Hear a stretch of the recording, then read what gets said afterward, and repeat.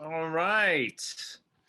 Good morning, friends and future very wealthy people. Thank you for joining us this morning for our monthly Money Matters Mastermind. Julia has just shared a file in the chat box. So if you could, please go grab that.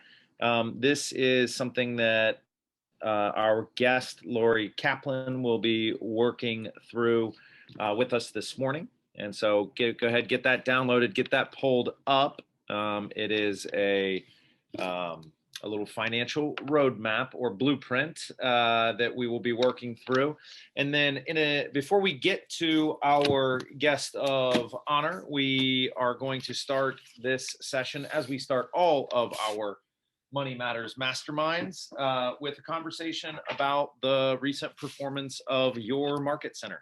And so Julia Cumming is our market center administrator, and she is going to take us through what happened in the month of April and what our results were as a company. So take it away, Julia.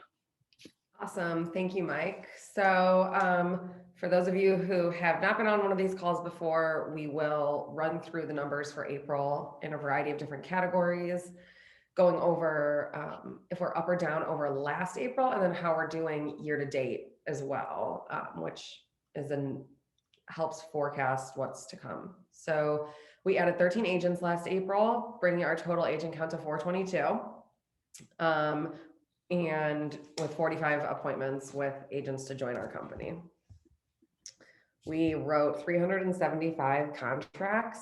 That is up 16% from last April and just up year to date. So for those of you who were here last year, April, we're going to be up a lot in some categories over April, as that was the first full month of the shutdown, and some of the real estate numbers were a lot lower last April. So looking at kind of where it brings us year to date is more helpful, where it's evening out. And of the 375 contracts written, 172 of our agents wrote contracts. So that's just under 50% of our population. Listings taken was 263 last April. That is significantly up from April of 2020, and bringing us just about even, again, like contracts written year to date. Sorry, I'm just admitting someone. Contract or listings taken is also the highest in 2021 so far in April, with 263 being that number. So that is a good sign for more listings being ready to take the market. We slowly are getting higher numbers there. It was the best April we've also ever had with listings taken. So those are really good signs. Total GCI, so that's gross commission income, what our agents' commissions are that come into the office. So that was just under 2 million, a little bit down from March, but up from April last year and still trending up year to date. So that's always a good sign. And our company dollar, which is the 30% that agents pay to the office from their commissions when they're in uncapped status, that is up 6% from last April and trending up 4% year to date. So all moving upwards, nothing huge in either of those categories. Profit share was up significantly from last April. It was only 69,000 last April. It's 88,000 this April, and that's up 34% year to date. So again, some of the months right when the shutdown began had a hit on our profitability in March, which then helps bring our year to date up this year. But April over April being up is a true number. So that's great to see trending forward in 2021. And a couple more metrics for you guys. Our title company, we got our Q1 check from them. So we'll be spreading this same number, 14,152, over the next 2 months as well. So that is the full Q1 profit that's spread over April, May, and June. So you'll see that same number the next 2 months also. America's Preferred Home Warranties, we received $5,800 in the month of April, and that's up 75% year to date,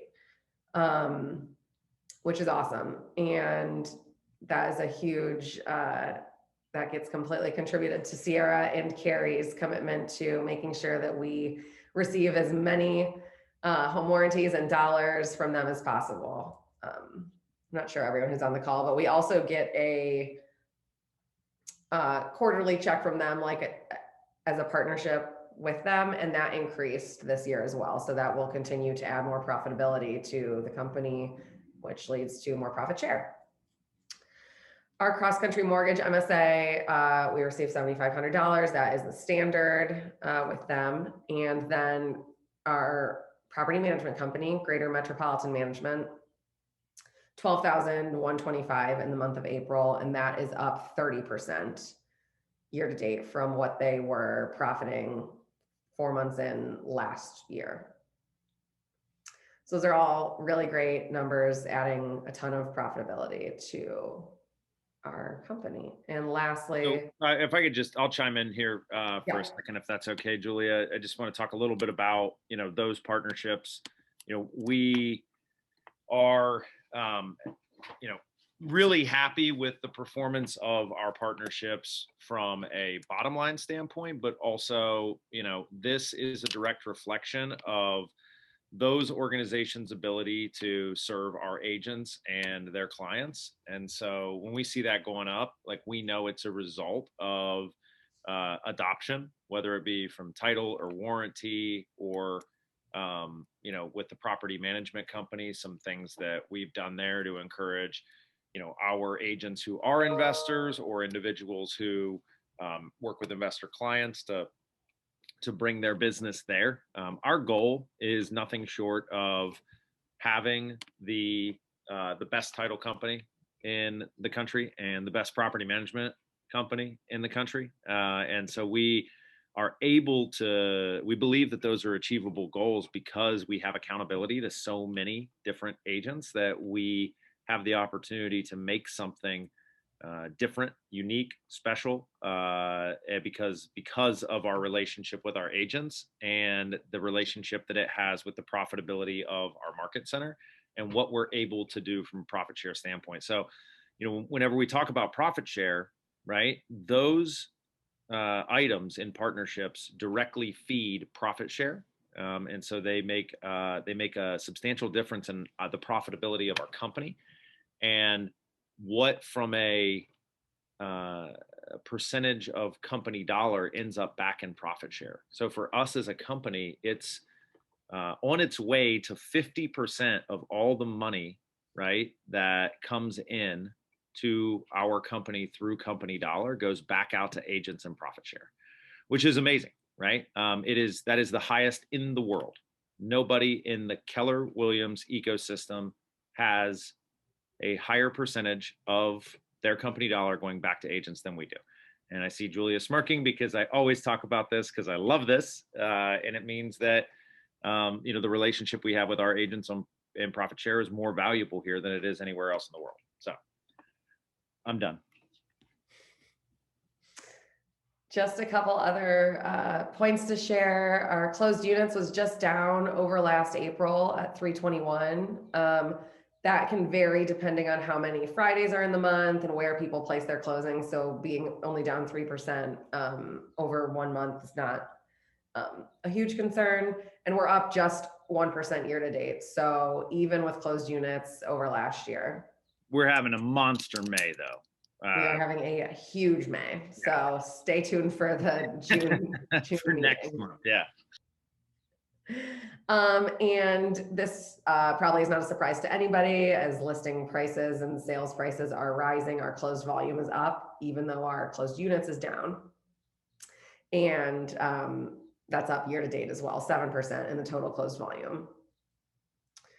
Bringing our average sales price way up to 220 for the month of April. So that's a really high number. I think it was 202 in March.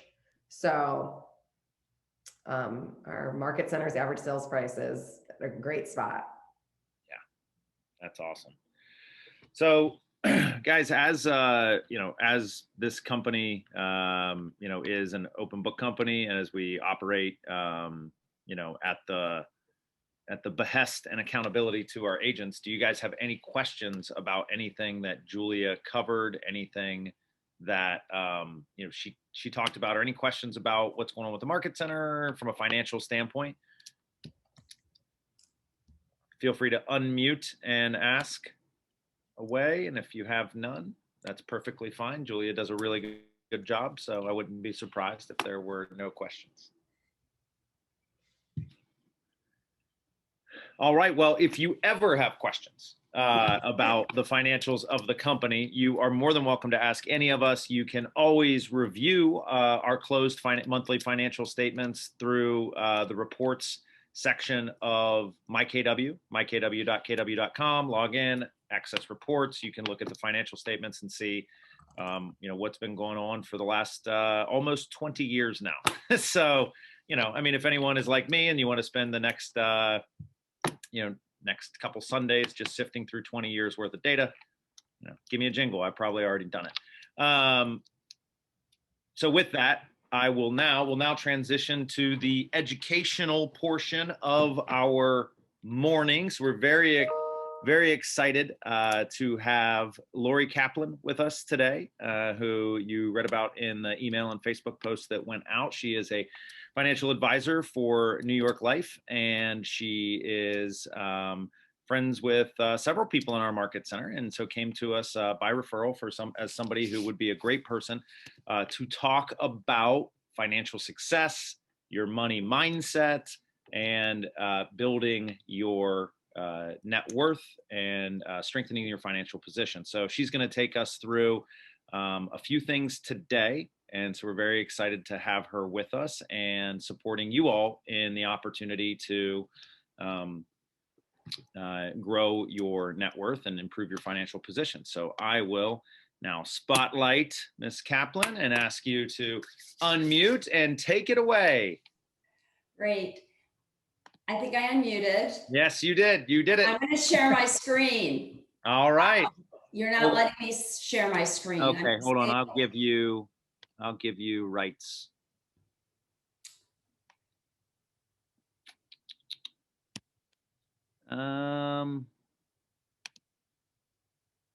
Okay, hold please. Okay. I will make you a co-host, which should allow you to share your screen. Okay. How about now? I am. Yay. Right. I can share my screen. Which one do I want to share? I'm going to share this one, screen 2. And hit share. Hi, everyone. I've got to move you. I've got to just move the pictures of everyone away. So, all right. So, hi, everyone. Welcome. Unfortunately, or fortunately, you can read what I'm going to say or what I'm going to summarize on the right. I don't know why they did that, but they did. I'm Lori Kaplan. I want to thank you for inviting me, Mike. I want to thank Allison for making the recommendation. And I look forward to spending 25 to 30 minutes of me talking and then some time for questions. I think we should be done by noon, maybe. So I don't know if there's anything afterwards. I know everyone is busy, so I really want to thank you for having me. So what we're going to talk about today is how to create a blueprint for financial success. I know over the last few months, you've had other people in talking about money matters. You've had people talking about budgeting, about net worth and cash flow. We're going to touch on that today. And because I'm touching on it and other people have touched on it, it's important. And it really helps the foundational piece of building a strong financial plan or financial house. So I'll provide you with information. Here's a disclaimer. I don't do tax, legal, or accounting advice. There are other professionals that are qualified to do that. It's not me, and that is just not my role. Here is my contact information. There we go.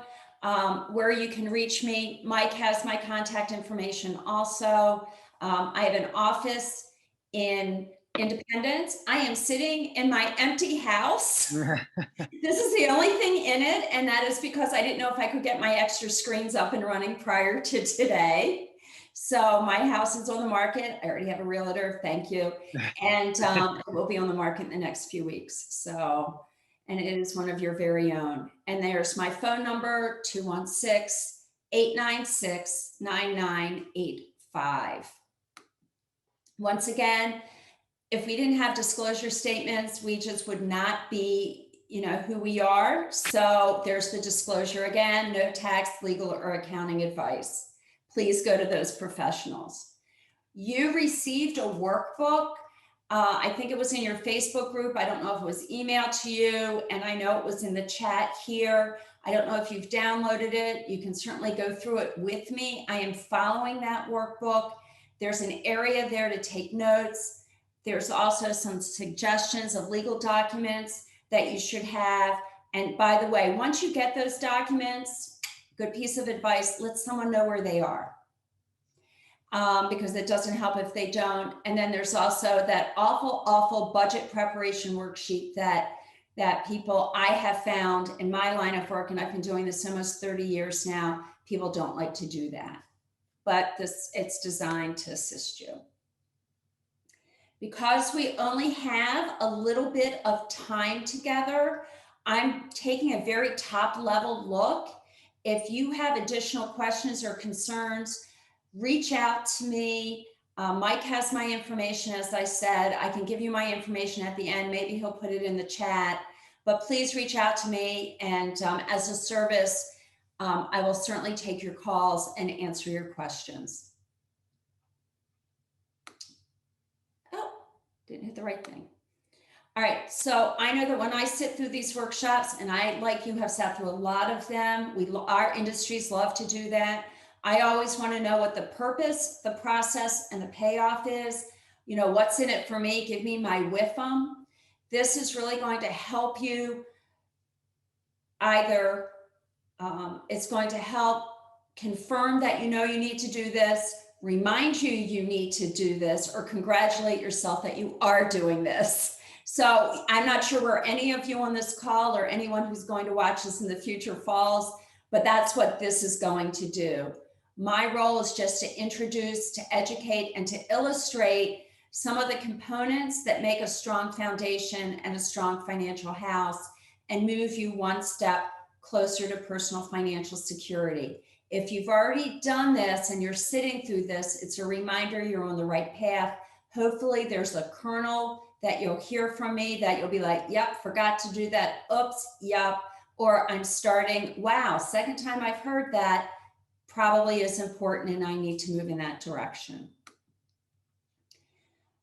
So you like to sell houses. I like to build financial houses. And when we look at a house, in my world, we look at the foundation, and our foundation, you may think, is a strong basement with no water in it and no problems for the seller. For me, a strong foundation is your cash flow and your net worth. We're going to cover that in the next slide or two. In your workbook, there is a sheet there that can help you do that.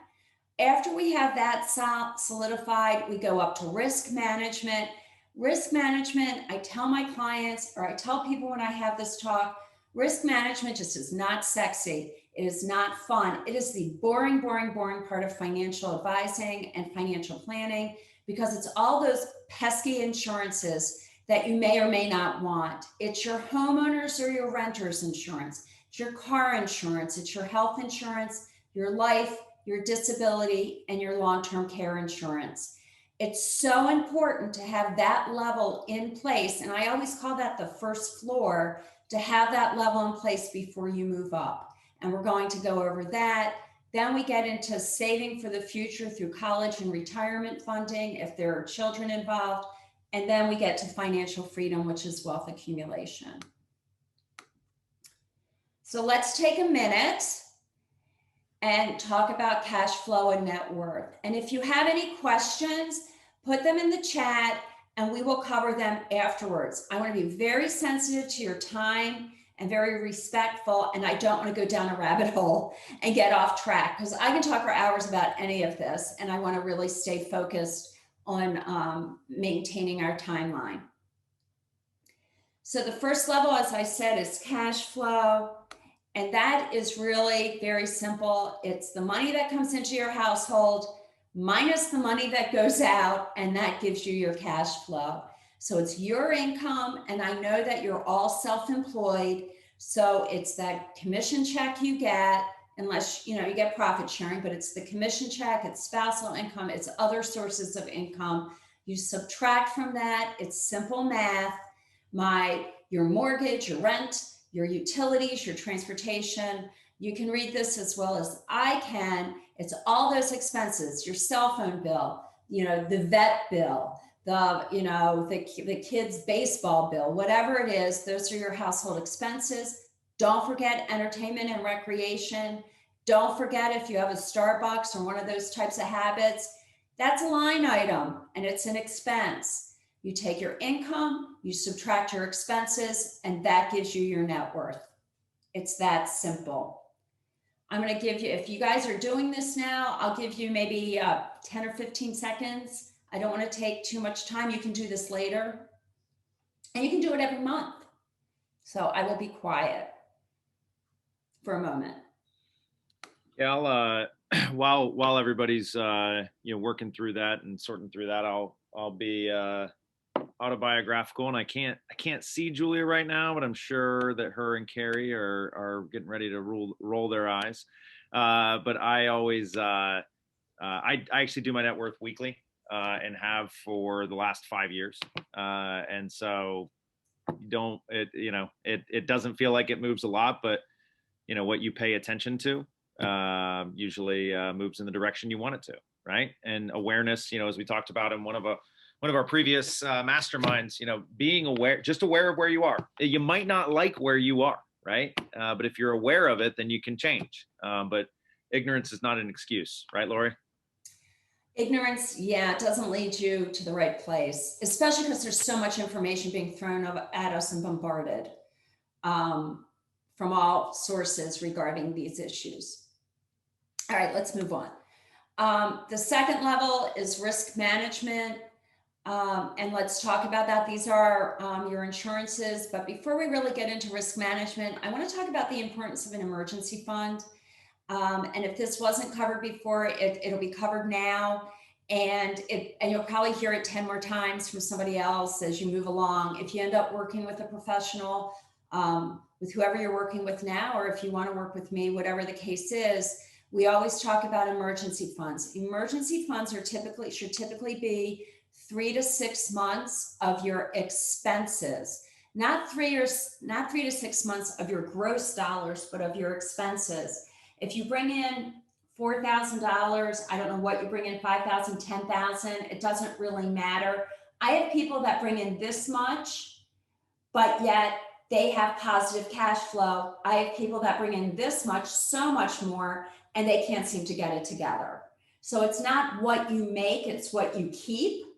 And an emergency fund is money set aside for emergencies. It's not money that's set aside for a new car, for a vacation, for a big ticket purchase. It's not money for that. It's money strictly for emergencies, so that you don't have to rack up credit card debt. You don't have to beg, borrow, and steal to get something done. So important. Lori, what would be an example of, what is an emergency versus what is something that I should be saving for, maybe, like budget over the next several months? Like, if my car breaks down and I have to spend $2,000 to get it repaired, do I go to my emergency fund for that? You could, if you don't have it anywhere else. Another emergency could be my hot water tank blew. Another emergency could be my furnace blew. Another emergency could be I have water in my basement. I mean, those are emergencies. You're not planned for that, right? Mm-hmm. You could plan for car repairs, sort of. We all know it's going to be 500 to 1,000. We just know that. If we're 250, it's a good day. But stuff like that, or an emergency. We just lost it's not an emergency, it's a luxury. But you know what? Our hot water, not our hot water. I can't even think of the name of it. Hot tub? Something just broke, and it's a $5,000 bill. Yeah. And that was out of nowhere. So that's an emergency. And the fact that I can't think of what the name is, we'll discuss that later in long-term care. So anyway, let's moving on. So a key component of risk management is life insurance. Life insurance comes in many different ways. And we're going to talk about group insurance and personal insurance. But life insurance is really for the people you leave behind in its very basic form. You know, if you have spouses or significant others or kids or people that you want to provide for, life insurance is the cheapest way to do that. And it allows that to happen. The different types of life insurance, there's group insurance and there's personal insurance. I know that you're all self-employed. I don't know how many are married or have spouses or domestic partners that work, you know, a job and have group benefits, but the group insurance component has no underwriting. It's employer owned. The employer is in control of how much is offered every year during open enrollment. And typically, and so they can change the benefit structure. And typically when you leave that employer, you will lose that benefit. Very few allow you to roll it and take it with you. Personal insurance, which is probably more for this audience, there's underwriting required. In other words, you know, we're vampires. We like your blood and urine. We need to make sure you look as good on the inside as you do on the outside. That's what I tell people. It's personally owned. You can make changes because you own it personally. There are different types. It can go from being costing you this much to having a premium that's that much. Just depends on whether it's going to be term or permanent, and then to what extent. An example is I'm talking with someone tomorrow. He's either going to spend nothing, $100,000 a year, or $250,000 a year for life insurance. But he's doing it as part of an overall plan with a different strategy in place to help him in the future with some other planning that we're doing. That's not the type of life insurance that just covers your kids and your husband and spouse and all that other kind of stuff. That's more on a planning side. But in its basic level, if you're here and then you're here, it's based on mortality, whether you're vertical or horizontal. And when you're horizontal, we'll pay the claim. That's how it works. You control the changes. It remains in force as long as you pay the premiums. And if you happen to have group coverage, it can help supplement it.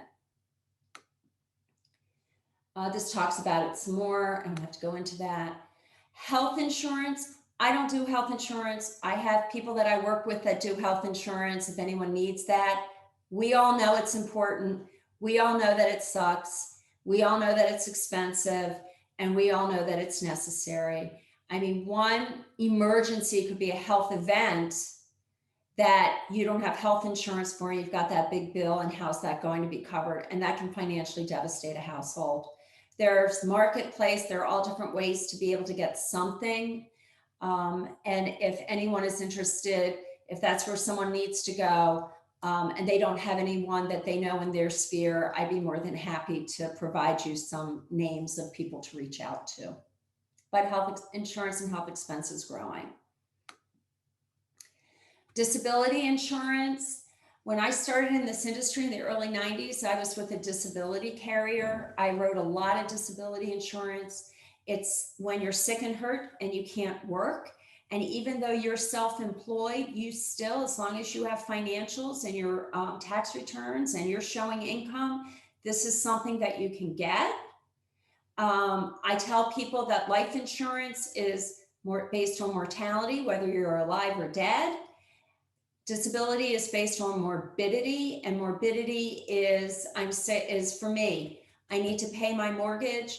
I need to pay my my car bill, my telephone bill, my whatever bill, and I need money in my household. I haven't died. I'm still alive, and I'm going to be better. But those monthly expenses don't stop, and that's where disability comes in. Realtors can get disability insurance.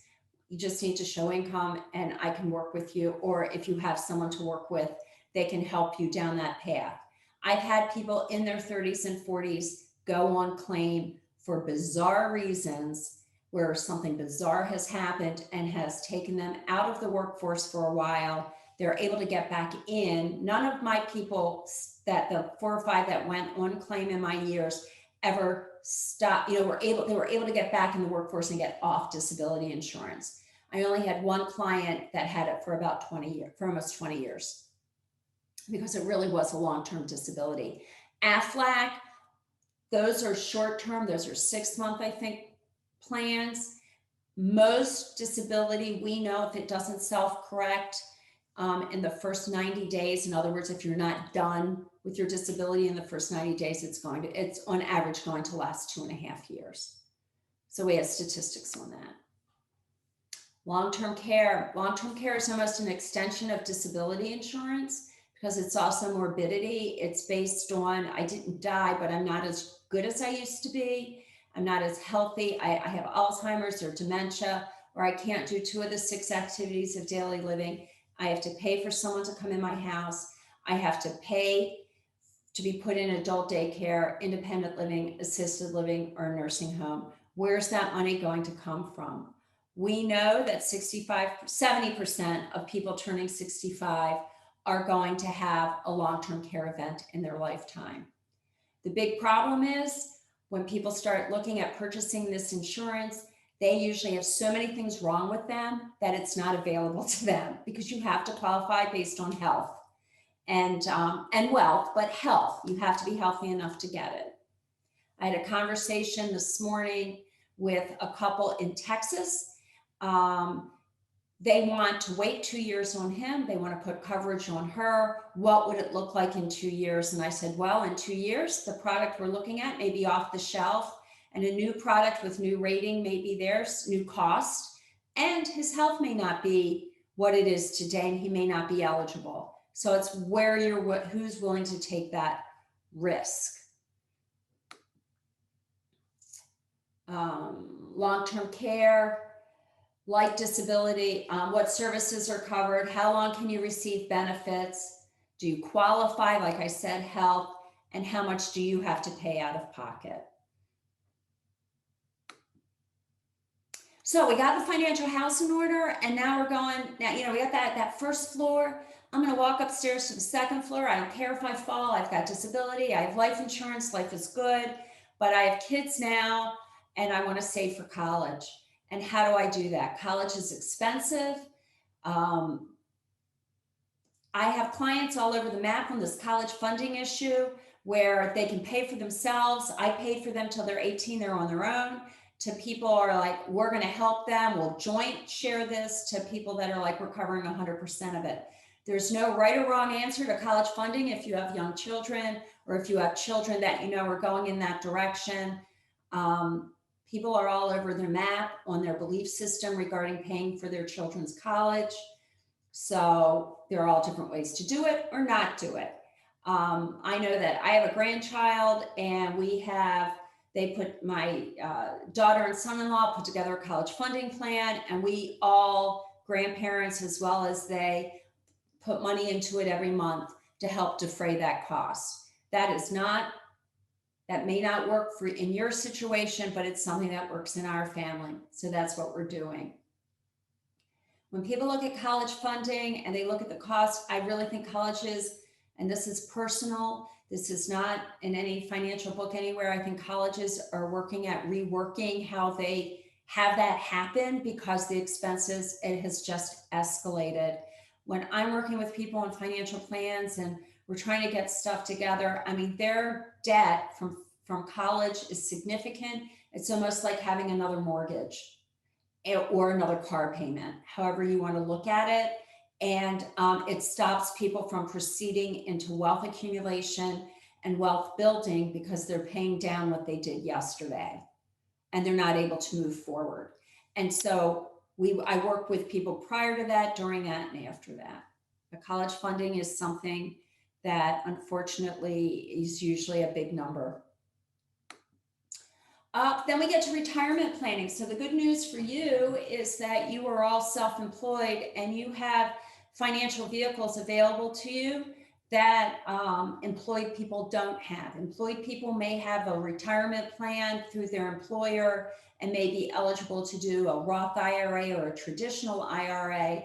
You have the opportunity to put on in your own employer plan that you own 100%, and then based on your income and based on other factors, are in a position, if you are in a position of putting more than $6,000 a year away, which is what you can put away in a traditional or a Roth IRA in 2021.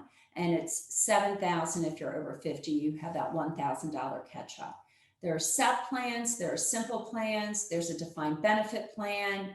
You could do a solo 401k. I mean, there are lots of different things that you can do that permit you to put more money away than what you can put away in a traditional or a Roth IRA.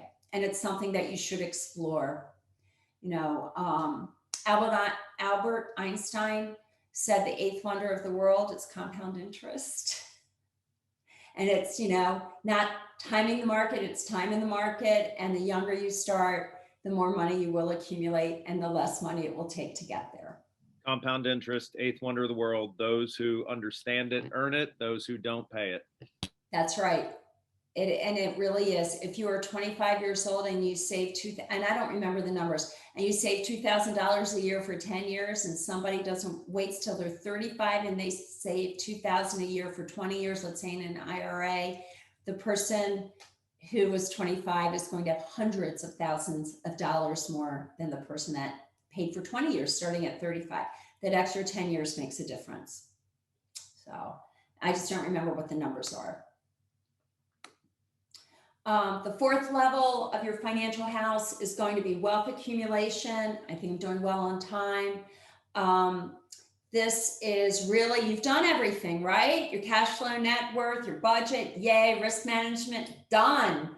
College kids are gone, you know, I mean, or they're not gone, but they're taken care of. Retirement planning, I'm on track. And oh my gosh, there's money left over. What do I do? So you're going to tell me, because you're in real estate, that you're going to have along the way, your retirement is your rental properties and the return that you get on those. And that is viable. And I work with another number of people that are in your industry or a number of people that have real estate portfolios. And I get that ROI. I get that $1,200, $1,500 per month if it's paid off and this and then, you know, and all that other kind of good stuff. I understand that, but there may be more money if that's not your route, or that is your route, but you want a different silo, we can take that money and we can really do some fun things. There are lots of financial tools out there. That's a lot of fun to build that component once you get to that top floor of your house. And experience financial freedom. So this is kind of interesting. These facts about saving, I actually find them kind of scary, but according to and you can read this with me, the report on the economic well-being of U.S. households in 2019, non-retirees, over 50% are saving for retirement, yay. 25% of non-retired adults say they have no retirement or pension plan, and pensions are on the way out. I sometimes will do a one-person pension for a single employer. It's only that person, or we work it if they have a staff person, to benefit the owner so that they can put $200,000, $250,000 away in retirement. I mean, it's really cool, but you have to have the resources to do that. I've done a few of those over the years. They're fun. You work with a third-party administrator. 25% of non-retired adults say they have no retirement savings. That's scary. And nearly 3 in 10 adults are 1 month away from food insecurity or from not being able to make their bills, whatever the case is. They are that close. And I think the last year with the pandemic, that has really brought that to light. If we all remember those food lines, they had food lines in the 30s and they had car lines in 2020 because people did not have enough food to feed their family. It was heartbreaking. It was scary. It made you grateful if you were not one of those people. And it's still very scary. I was at a nonprofit that I do their retirement plan yesterday, and they work in a village. I mean, they support their surrounding community, and I've been there 15 years. It was the first time I ever walked in there, and I saw food bags and non-perishable bags everywhere because the food scarcity in their community was so intense. It is and the people there are hungry. And so people, and that kind of ties into this, that people are that close. And it's scary, and that's not something that you want to be. This right here tells us the challenges for saving for retirement. 79% of millennials, and I know that you can watch this because it will be on your YouTube channel, which kind of scares me, but it'll be on your YouTube channel. And you can watch this and kind of dig into it deeper than the few minutes I'm spending on it. But 79% of millennials, half of Gen Xers, and 39% of baby boomers have $50,000 or less saved for retirement. That, with the fact that Social Security has come out and said in 2034, which is only 13 years from now, they will not be able to pay the benefit, unless there are changes to Social Security or whatever is decided to do for that. They're going to have problems meeting their obligation. There is a shortfall. So they've really started pushing the onus on us individually, and by us, I mean me, I mean you, all of us individually, to prepare on our own. Companies can't help us. Social Security, we don't know how that's going to be salvaged. I personally believe that it's not going away, but we don't know what it's going to look like. And we have no insight at this point. So savings are hard. And so we're going to talk about that next. I'm not going to look for raised hands or anything. So I'm just going to move past this. So most people don't plan to fail, they fail to plan. They have opportunity along the way for being prepared. They just make a decision not to do it. Not because they don't know, because yeah, they know, they sat through this, or they watched, or they've listened to other people say the same thing over and over again, but it's not enough for them to have a call to action. So hopefully maybe this is your call to action, so that you can be in a financially stronger position. You have to determine whether you spend first and save last, or do you save first and spend last.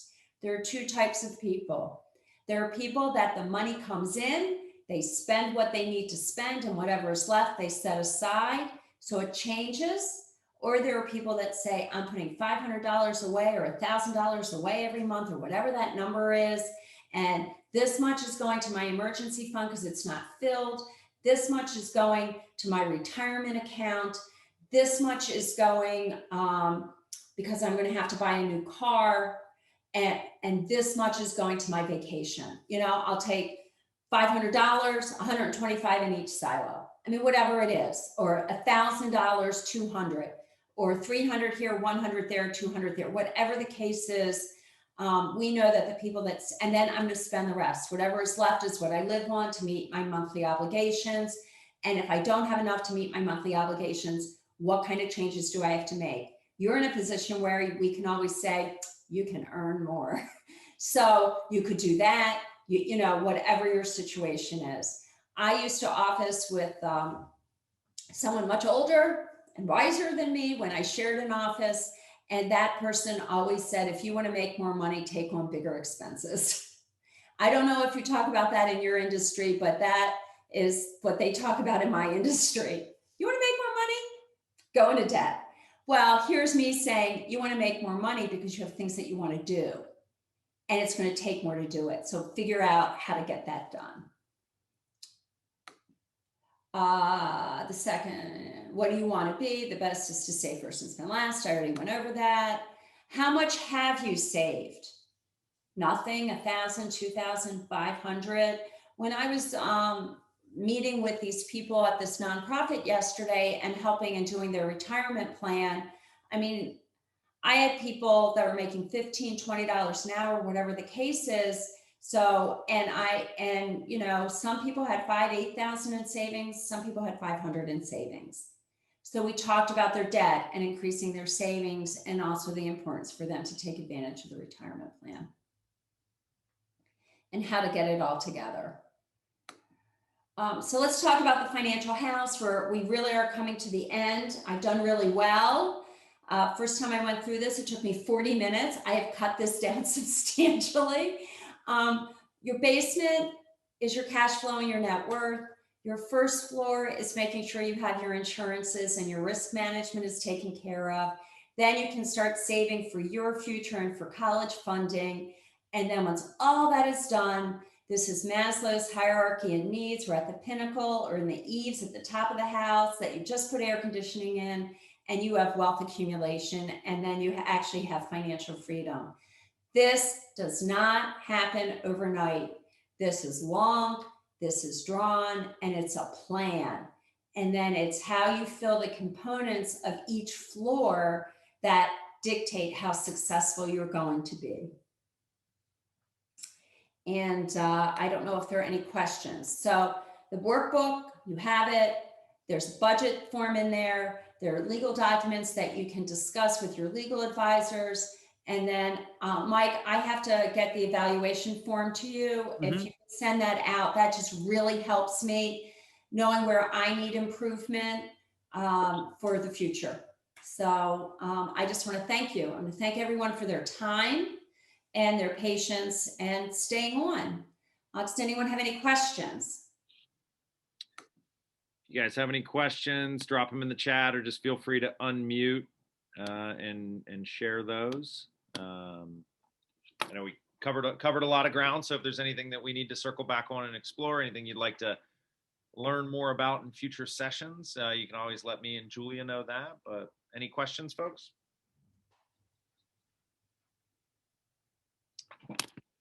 All right. Well, Lori, I will thank you again. And for anyone who feels like this is a lot of information and there's a lot of stuff that maybe you're not doing, that's okay. The joke is investing. The investing joke is akin to the old Chinese proverb about planting trees, right? The best time to plant a tree was 20 years ago. The second best time is today. And so if you're not doing something, that's okay. You can start now and get yourself out of the percentage of people who aren't well positioned from a savings or an insurance or protection standpoint. And if you need help doing that, please, Lori will share your contact information, and then anybody on the staff can also be helpful with any of this, getting you guys the resources that you need. So thank you all so much for being here. Lori, thank you again. There it is, Lori's contact info going in the chat. And we will just ask that everyone has a beautiful Friday and a great weekend. Good luck on any offers you guys are putting in. Lori, thank you again so much and have an awesome weekend. Give me the evaluation and we'll make sure everybody that was here gets it. Great. Thank you. Thank you, everyone. Have a good weekend.